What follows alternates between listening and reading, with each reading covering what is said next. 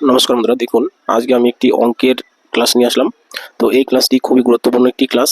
কেন কি বিগত বছরগুলিতে যে ধরনের প্রশ্ন, যে টাইপের প্রশ্ন পরীক্ষায় বারবার এসছে, সেই টাইপের প্রশ্ন দিয়েই এই ক্লাসটি সাজিয়েছি। তো দেখুন, কথা না বাড়িয়ে শুরু করছি প্রথম প্রশ্ন। তো প্রথম প্রশ্নটি কি বলেছে দেখুন, একটি পরীক্ষায় 9 জন ছাত্রের প্রাপ্ত গড় নম্বর 86। যদি তাদের মধ্যে 4 জন ছাত্রের প্রাপ্ত গড় নম্বর 81 হয়, তবে বাকি 5 জন ছাত্রের গড় নম্বর কত? খুবই সহজ একটি অঙ্ক দিয়েছে, ঠিক আছে। এটা ট্রিক্সও জানার প্রয়োজন হয় না, বেসিক নিয়মে আপনি শর্টকাটে করতে পারবেন। তো দেখুন কিভাবে করছি। দেখুন, আমি ডাইরেক্ট বের করার চেষ্টা করছি যে বাকি 5 জন ছাত্রের গড় নম্বর সমান সমান। তো প্রশ্নটি ভালোভাবে পড়ে নিন, তাহলে আপনি এটা ভালো বুঝবেন। দেখুন বলেছে একটি পরীক্ষায় 9 জন ছাত্রের গড় নম্বর 86। তাহলে 9 জনের আমরা মোট নম্বর কি করে পাবো? 9 দিয়ে গুণ করলেই পাবো, তাই না? 86 হচ্ছে গড়, 9 জনের গড়। তাহলে এটা হচ্ছে কি, গুণ করলে কি পাবো? 9 জনের মোট। এখান থেকে আমি কি বাকি 4 জনের মোট নম্বর আমরা বিয়োগ করব। এবার 4 জনের গড় নম্বর কত? 81।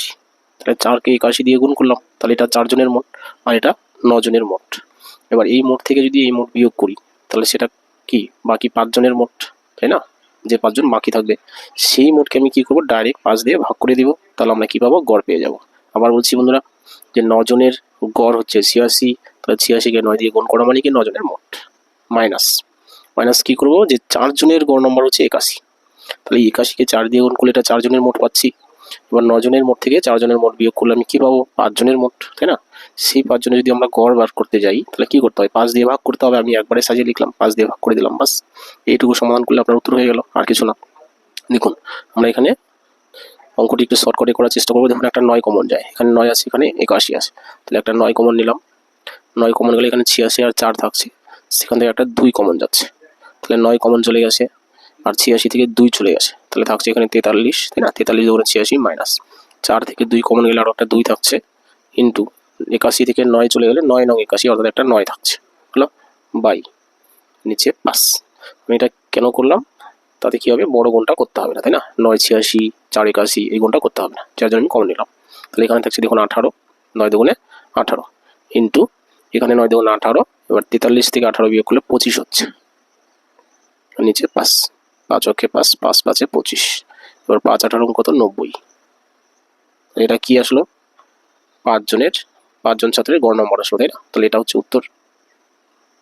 দেখুন 90 অপশন নম্বর সিতে রয়েছে, অপশন সি হচ্ছে উত্তর। দেখুন, এটা আমি বেসিক নেমেই করলাম, ট্রিক্স দিয়ে এই কারণেই করলাম না। ট্রিক্স দিয়ে খুব একটা ছোট হবে না, প্রায় এরকমই হবে, তার জন্য, ঠিক আছে। আচ্ছা, চলে আসি পরের প্রশ্নে, 2 নম্বর। দেখুন, তো এই হলো বন্ধুরা 2 নম্বর প্রশ্ন। এটা প্রশ্ন বলেছে কি, যে 5টি আপেল 10 টাকা দরে কিনে 6টি আপেল 15 টাকা দরে বিক্রি করা হলো, শতকরা লাভ কত? তো এই ধরনের প্রশ্ন প্রচুর পরীক্ষা আসে বন্ধুরা। বিশেষ করে এরকম প্রশ্নটা বেশি আসে, যে 5টি আপেল 10 টাকায় কিনে 10টি আপেল 5 টাকায় বিক্রি করলে শতকরা লাভ বা ক্ষতি কত? তো যাই হোক, দেখুন আমি দুটো নিয়মে করাবো, ট্রিক্স দিয়ে প্লাস বেসিক নিয়মে করাবো। দুটোই প্রায় একই রকম আকার আসবে, তবু আমি দেখুন বেসিক নিয়মটা আগে করাচ্ছি। যে 5টি আপেল কত টাকায়? 10 টাকায় কিনবে, ঠিক আছে? 10 টাকায় ক্রয় করে, এখানে আমি টি লিখছি, টি হচ্ছে দাম। তাহলে 5টি আপেলের দাম কত টাকা? 10 টাকা, এই দরে কিনেছে। তাহলে এখানে আমি যদি একটু অঙ্ক করি, যে 5টির দাম যদি 10 টাকা হয়, তাহলে একটি আপেলের দাম কত?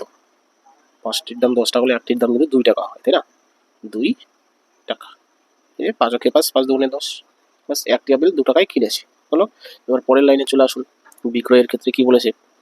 যে 6টি আপেল 15 টাকা দরে বিক্রি করে। 6টি বিক্রয় কত টাকা? 15 টাকা, 15 টাকা। তাহলে 6টির দাম যদি 15 টাকা হয়, তাহলে একটির দাম কত? 15/6, তাই না? কম হবে, ভাগ হলো। এটা যদি আমি কাটাকাটি করি, 3 দুগুণে 6, 3 5 15, 5/2 মানে 2.5 টাকা, তাই না? 5/2 মানে কি 2.5 টাকা। তাহলে দেখুন অঙ্ক হয়ে গেল। 2 টাকায় কিনেছে একটি আপেল, 2.5 টাকায় বিক্রি করেছে, তাহলে লাভ কত? সেটাকে আমরা শতকরা করে দিব। সুতরাং শতকরা লাভ, শতকরা লাভ। এখান থেকে আমি বুঝতে পারবো লাভ বা ক্ষতি হবে, সেটা বুঝতে পারবো। কারণ দেখুন 2 টাকায় কিনে 2.5 টাকায় বিক্রি করেছে, তাহলে লাভ কত? 50 পয়সা। বা যদি আমি টাকা হিসেবে লিখি 0.5 টাকা, এটা লাভ। এবার কত টাকায় লাভ, মানে এই এটা নির্ভর করবে ক্রয় মূল্যের উপর, তাই না? যে ক্রয় মূল্য কত ছিল? 2 টাকা, সেটা নিচে বুঝবে। আর এখানে শতকরা চিহ্ন দেওয়ার জন্য 100 দিয়ে গুণ করে দিব, বাস। এটা শতকরা চিহ্ন চলে আসলো, হলো। এই 100টা বসানোর জন্য এই চিহ্নটা আসলো, ঠিক আছে। আমরা রাখবেন সবসময় ক্রয় মূল্যটা নিচে বসাতে হয়, ঠিক আছে।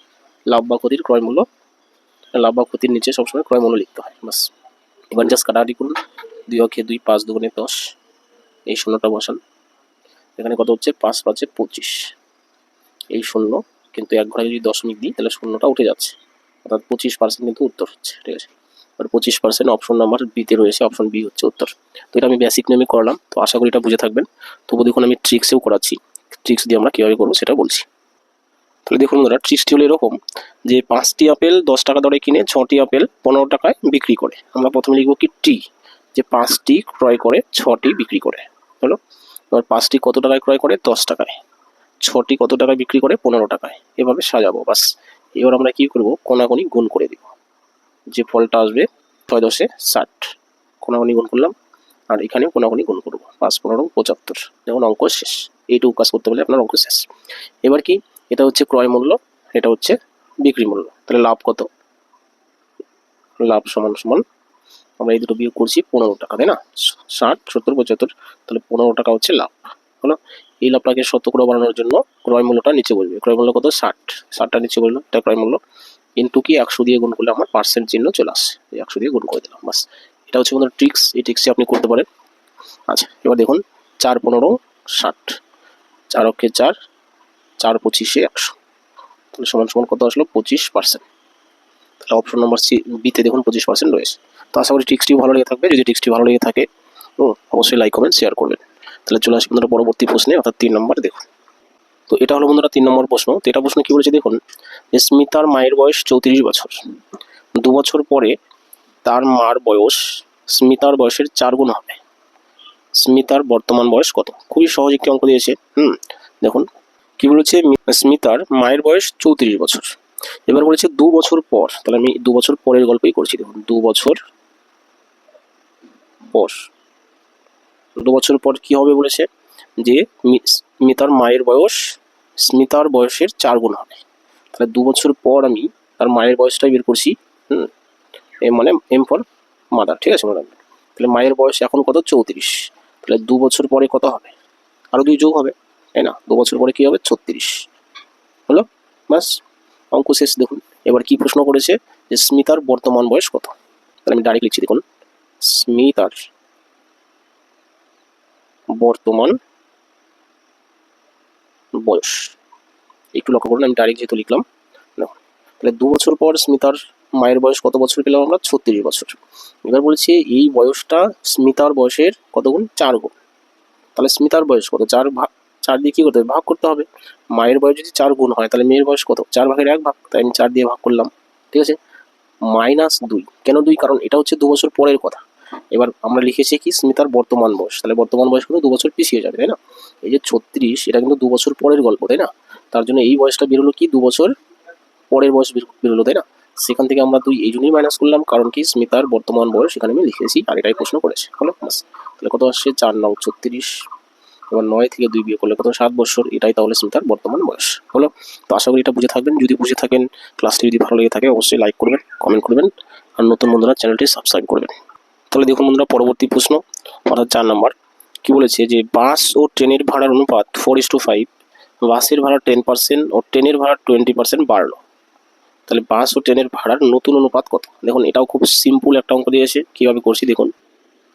তাহলে এই অঙ্কটা বন্ধুরা দেখুন আমি একবার লিখে নিলাম, যে বাস ও ট্রেনের ভাড়ার নতুন অনুপাত, বাস ভাড়া ইস টু ট্রেন ভাড়া, আমরা ডাইরেক্ট এখানে লিখবো। দেখুন এবার তাদের ভাড়ার অনুপাত কত ছিল, 4:5 ছিল, সেটা আমি লিখলাম 4:5। এবার কি বলেছে, বাস ভাড়া 10% বাড়বে, তাহলে যে ভাড়াটা ছিল সেটা ইন্টু 10% বাড়া, মানে যদি আগে 100 থাকতো তাহলে এখন 110 হবে, তাই না, 10% বাড়ার এটার মানে, এটা আমি লিখলাম ইন্টু দিয়ে। এখানে আমরা তাই করব, যে ট্রেন ভাড়া আগে ছিল কত টাকা, 5 টাকা, তাই না, এখন বাড়লো কত 20%, 20% বাড়ার মানে কি, যদি আগে 100 থাকতো সেটা আমরা নিচে লিখবো, তাহলে এখন কত হবে 120 হবে, 20% বাড়ার এটাই মানে বন্ধুরা। আবার বলছি যে বাস ভাড়া 10 ভাড়ার অনুপাত 4:5 ছিল, এবার কি বাড়বে, দুটোই বাড়বে বলছে, তাই বাস ভাড়া বাড়বে কত 10%, তাহলে পূর্বে 10% বাড়ার মানে কি, পূর্বে যদি 100 থাকতো এখন 110 হয়ে যাবে, হলো। এখানে তাই 20% বাড়ার মানে আগে যদি 100 টাকা থাকতো এখন 120 হয়ে যাবে, বাস এটাই বন্ধুরা নতুন অনুপাত।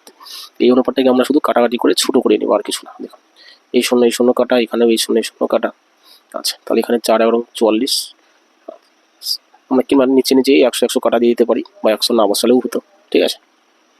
তাহলে এখানে কি এই শূন্য কাটা দিলাম, তাহলে 4 এবং কত থাকলো 44, হলো। আর এদিকে 5 বরং 60, আরও 4 দিয়ে কাটাকাটি যাচ্ছে, 4 11 40, 4 15 60, ঠিক আছে। তাহলে 11:15, এটাই হচ্ছে বাস ভাড়া আর ট্রেন ভাড়ার কি নতুন অনুপাত।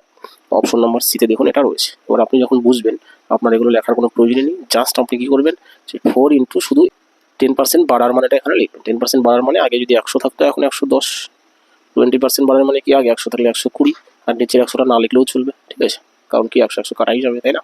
যখন বুঝবেন তখন এই নিয়ে করতে পারবেন। তো যাই হোক, এই হলো বন্ধুরা 4 নম্বর প্রশ্ন। চলে আসি 5 নম্বর। তো এই হলো বন্ধুরা 5 নম্বর প্রশ্ন। তো এটা প্রশ্ন কি বলেছে দেখুন, এক ব্যক্তি তার আয়ের 15% সঞ্চয় করেন। তার আয় 15% কমলেও সঞ্চয়ের পরিমাণে একই থাকে, তবে ওই ব্যক্তির শতকরা খরচ কত কমবে। খুবই সহজ একটি অঙ্ক দিয়েছে দেখুন, আর খুবই ইম্পর্টেন্ট এই ধরনের অঙ্ক। দেখুন কীভাবে করছি। দেখুন আমি একটু লিখে নিলাম যে আয়, খরচ, সঞ্চয়। বলছে এক ব্যক্তি তার আয়ের 15% সঞ্চয় করে। 15% সঞ্চয় করার কি মানে বন্ধুরা, 15 টাকার সঞ্চয় করবে। আমি ডাইরেক্ট সঞ্চয় করে 15 টাকা লিখলাম। এবার 15 টাকা সঞ্চয় করবে, তার মানে তার আয় ছিল কত টাকা, 100 টাকা, তাই না। শতকরা 15% সঞ্চয় করা, এটাই মানে, তাই না। যে 15 টাকা তিনি সঞ্চয় করবেন, তাহলে আয় ছিল কত টাকা, 100 টাকা। তাহলে খরচ কত করেছে দেখুন, 100 থেকে আমি কি করবো 15 বিয়োগ করে দিব, তাহলে কত পাবো, 85 টাকা কিন্তু খরচ পাবো, ঠিক আছে। 100 টাকা আয় করে 85 টাকা যদি খরচ হয় তাহলেই কিন্তু 15 টাকা আয়, এভাবে বলতে পারি, বাস। এরপরে কি বলেছে, এরপরে বলেছে যে তার আয় 15% কমলেও সঞ্চয়ের পরিমাণ একই থাকে। তাহলে আয় কিন্তু 15% কমবে বলেছে, তাহলে আগে ছিল 100, এখন যদি আয় 15% কমে তার মানে কত হবে, 85 হবে, তাই না। বাস। এবার কি বলছে, সঞ্চয় একই থাকে, তাই না। সঞ্চয় একই থাকে মানে কি, সেই 15%ই এই 15 টাকাই সঞ্চয় থাকবে। বাস দেখুন বুঝুন, যে বলেছে তার আয় যদি 15% কমেও, আয় 100 টাকা ছিল, এখন 15% কমার মানে কি, 15 টাকা কমে গেলে 100 থেকে 85 থাকছে। এবার আয় 15% কমলেও আর কি সঞ্চয়ের পরিমাণ একই থাকে, অর্থাৎ আগে সঞ্চয় 15 ছিল, এখনও সেই 15ই থাকবে। তাহলে প্রশ্ন করেছে কি, যে খরচ শতকরা কত কমেছে, খরচ ওই ব্যক্তির শতকরা খরচ কত কমে। আচ্ছা তাহলে দেখুন এখন কত খরচ হলো সেটা আমরা বের করি, যে 85 টাকা আয় করে 15 টাকা যদি সঞ্চয় করে তাহলে খরচ কত, এটা থেকে এটা বিয়োগ করতে হবে। তাহলে বিয়োগফল কত হচ্ছে দেখুন, 5 5 মিলে গেলে 0, 8 থেকে 1 গেলে 7, তাহলে কিন্তু খরচ পেলাম আমরা 70 টাকা, তাই না। তাহলে 70 টাকা যদি খরচ পাই, তাহলে আগে কত খরচ ছিল, 85 টাকা, এখন 70 টাকা হয়েছে, তাহলে খরচ কত কমলো, খরচ কমে। দেখুন আমি জাস্ট বোঝার জন্য এইভাবে ছক আকারে লিখেছি, যে খরচ আগে 85 টাকা ছিল, এখন 70 টাকা হয়েছে, তার মানে খরচ 15 টাকা কমেছে, তাই না। 70 80 85, 85 টাকা থেকে 70 বিয়োগ করে দিলাম, তাহলে কি 15 টাকা খরচ কমলো, আগের তুলনায় কমলো। আগে কত টাকা ছিল, 85 টাকা ছিল, সেটা নিচে লিখতে হবে, যেহেতু আমরা শতকরা করবো, ইনটু দিয়ে 100, তাহলে আমরা শতকরা পেয়ে গেলাম। আবার বলছি যে খরচ আগে ছিল 85 টাকা, এখন হয়েছে 70 টাকা, তাহলে কমলো কত, 15 টাকা। এবার 85 টাকায় কমেছে 15 টাকা, তার জন্য 85 টাকাটা আমরা নিচে লিখবো, ইনটু দিয়ে 100 দিলাম, পার্সেন্ট চিহ্নটা দেওয়ার জন্য, কারণ প্রশ্ন করেছে শতকরা, তাই না। বাস এবার কাটাকাটি করুন, 5 5 17 85, আর 3 5 15, তাহলে 5 17 85, 3 5 15, তাহলে উপরে থাকছে 300, নিচে থাকছে 17, তাই না। ওপরে 300, নিচে 17, এটাকে যদি আমরা ভাগ করি, ভাগফল আসছে 17 সমস্ত 11/17, ঠিক আছে। এটা হচ্ছে বন্ধুরা উত্তর। দেখুন এটা অপশন নাম্বার সিতে রয়েছে, তাহলে অপশন সি হচ্ছে উত্তর। এই হলো বন্ধুরা আজকের 5 নম্বর অঙ্ক, অর্থাৎ আজকের লাস্ট অঙ্ক। টোটাল ক্লাসটি দেখার জন্য ধন্যবাদ। যদি ক্লাসটি ভালো লাগে থাকে অবশ্যই লাইক কমেন্ট শেয়ার করবেন, নতুন বন্ধুরা চ্যানেলটি সাবস্ক্রাইব করবেন। রাখছি তাহলে, থ্যাংক ইউ।